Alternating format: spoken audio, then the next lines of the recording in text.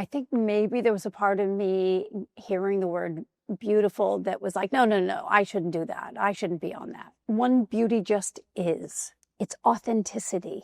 It's positivity.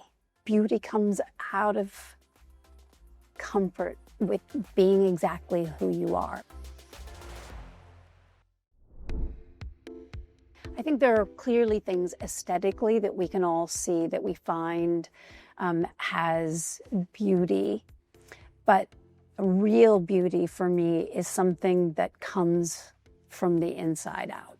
When I encounter someone who's genuine and authentic, it's attractive because it's that radiating confidence of an acceptance of who they are as they are, which I feel like is something I've spoken a lot about and aspire to.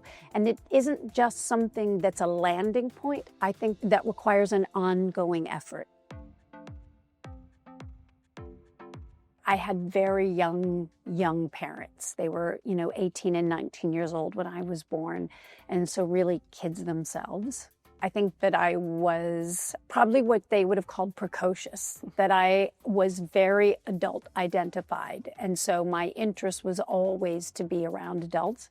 I'm an oldest, so, that is the measure that I had against myself, which was with adults. There was a big part for many, many years that was really about not wanting my kids to ever experience certain things that I had experienced.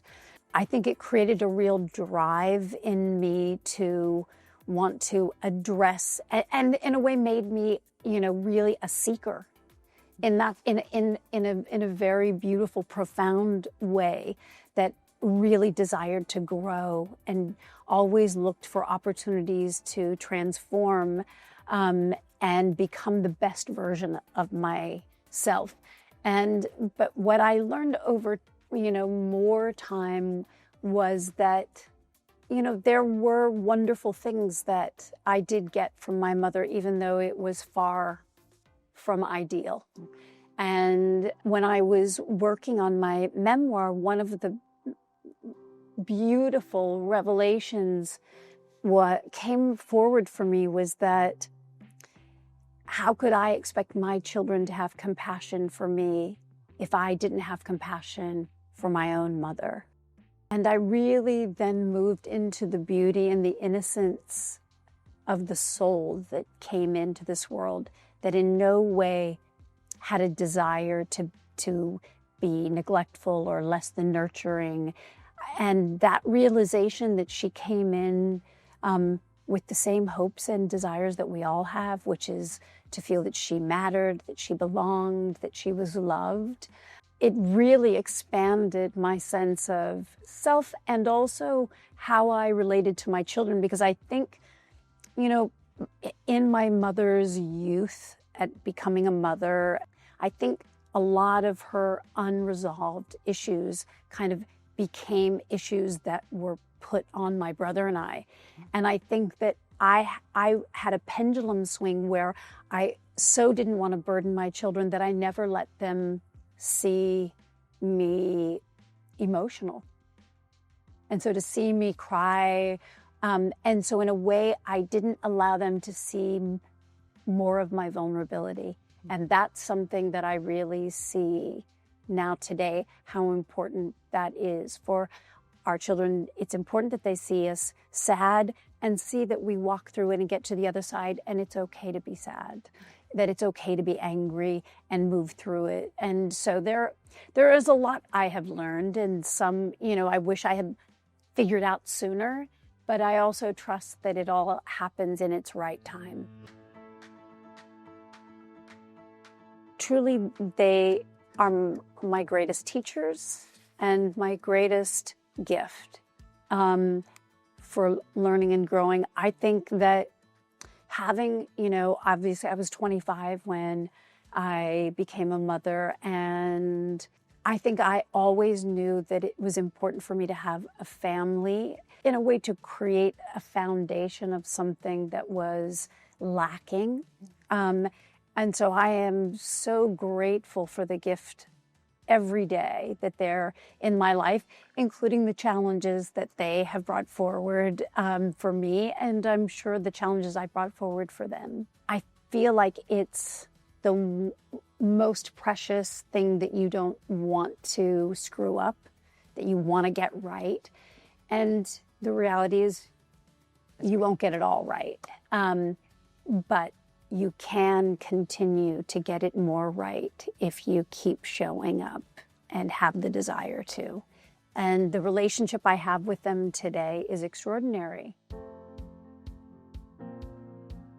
I've seen Rumor really blossom into a whole other part of womanhood through her motherhood. I think that, as women, we can creatively give birth, and there are other ways that we are fertile, that it doesn't require that be manifested through a child. But if that is a desire, I really encourage it, because I think it is so life-changing to experience having another human being who you are responsible as their guide, not their owner, not, that they are of you, but they are not you. I had each of my daughters, so Rumor was at Scout's birth, Scout and Rumor were at Tallulah's birth. And so for all of us, which we were all there, to be there at this moment of a new generation coming, and she had a home birth, and there was a moment when I thought, oh boy, I don't know if she's gonna make it. I don't know, she has a different pain threshold than I do. And it was so beautiful to just see her move into her own power and focus. And it was really extraordinary. Beautiful, beautiful moment. I think that, what I'm most grateful for is that regardless of what the outside relationship has been, that we have maintained being a family, just in various forms, and that the foundation of where it started has stayed. The foundation of being a family, the foundation of making our children our priority has never wavered.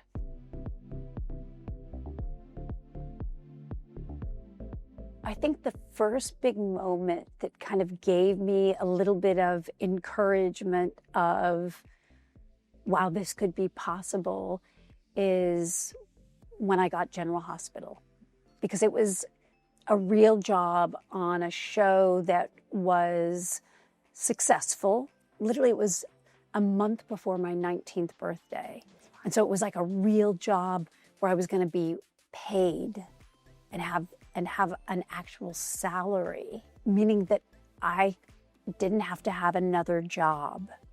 I could actually live by doing this thing that I loved and hoped I could do. Hi, I'm Laura Spencer. Funny, you look just like Miss Di. I'm Jackie Templeton. I hope I haven't come at a bad time. Oh, no, of course not. Please come in. So that was like the first moment to really kick it off. Now, it wasn't the moment when I think it was something that continued to evolve. I think that I really never felt like I knew what I was doing. I didn't really study. I really did come from the university of fake it till you make it. And so everything for me was watching, learning, and really listening from fellow actors. And so every opportunity I had, I felt like I was trying to figure out how to do this thing that I was doing.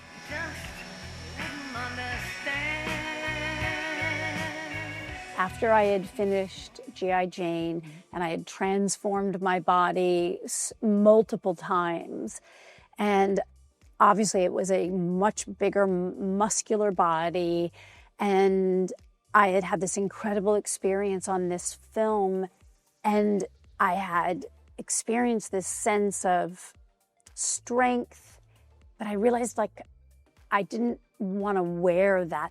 I wanted to just have that within me. And I think I was exhausted from putting it through so much. I did torture myself. I mean, crazy things of diet and exercise, biking from Malibu and going all the way to Paramount. And for those who don't know, it's about 26 miles on a bike, starting in the dark, to work a full day while I had a new baby that I was still feeding through the night.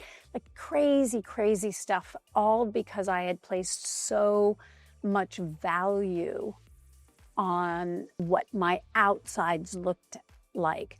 And I think the biggest difference today is, for me, it's so much more about my overall health and well-being. It's much more about longevity and quality of life. And so I think I have evolved into greater gentility towards myself.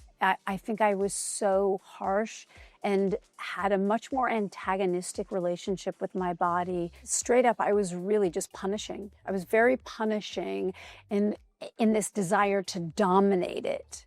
Versus now, I have a much more kind of intuitive, relaxed, trusting relationship with my body. I trust when it tells me it needs something to eat, that it's thirsty, that I listen to my body today in a way, and I have a lot less fear. I felt, when I was younger, I felt like my body was betraying me. And so I then just tried to control it. And now I don't operate from from that place. It's a much more aligned relationship.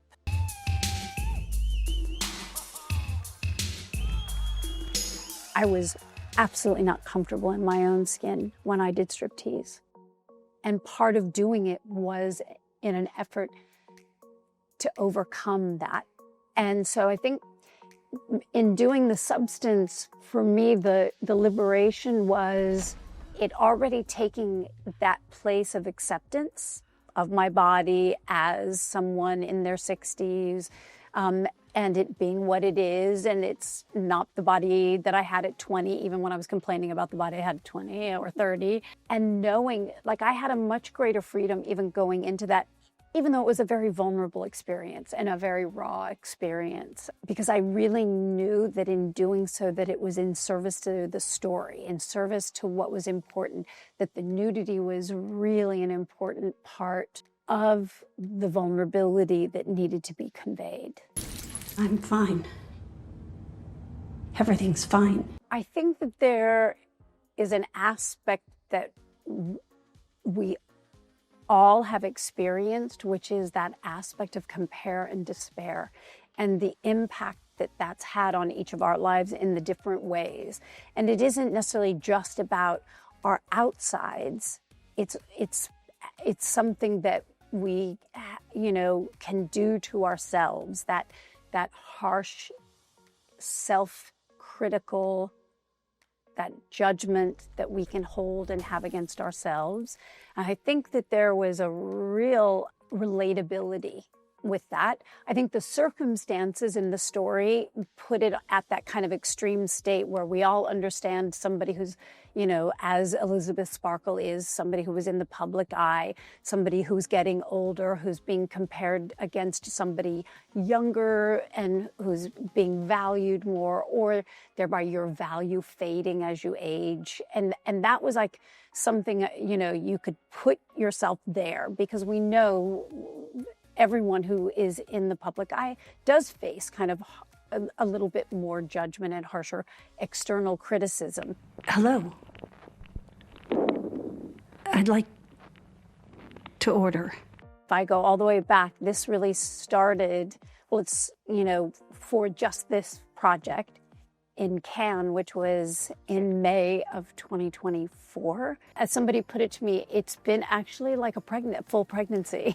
And in a way, I could very much relate to using that as a metaphor for what it was, really joyous moments, really, exhausting moments. But overall, what I would say is that it was an extraordinary time and experience. And especially because all of it was unexpected. I had no idea that this film, what might happen with it, and I certainly could never have imagined it unfolding the way that it did. Talk me through the morning after the Oscars. What'd you do? What did I do? I think I was in my pajamas all day, so happy to be in my pajamas. And it was, I think for the most part, it was a very just easy, relaxed day. I think the level of exhaustion from that day starting at 6 a.m. And I was just so happy to kind of sleep in. I didn't sleep in so late, but even just knowing that I had nowhere that I had to be, it was just really a beautiful, peaceful, joyous, easy day. I think there's been different phases, and I'm certainly more comfortable in my own skin at this point than I have ever been. But that's not to say that I'm always comfortable. I feel like one of the things that I have said to my children their whole life, and it's, as I've said it to them, I'm sure it's almost because I needed to hear it too, is that the only true constant in life is change. And I think we get very attached to wanting things as just a certain way and to stay. And that is just an impossible way to live.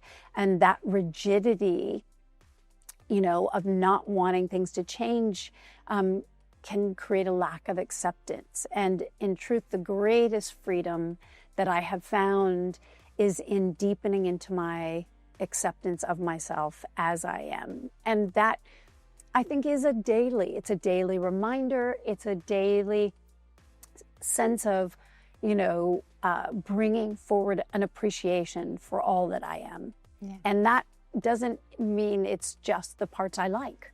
It means it's an acceptance of all the parts of me. I have a greater appreciation for all that my body has been through that brought me to now. All of the, like how incredible that my body grew 3 human beings, and those things that it's walked through, that I have overall really incredible health. It doesn't mean that sometimes I look in the mirror and I don't go, oh God, I look old, or oh, my face is falling. I do.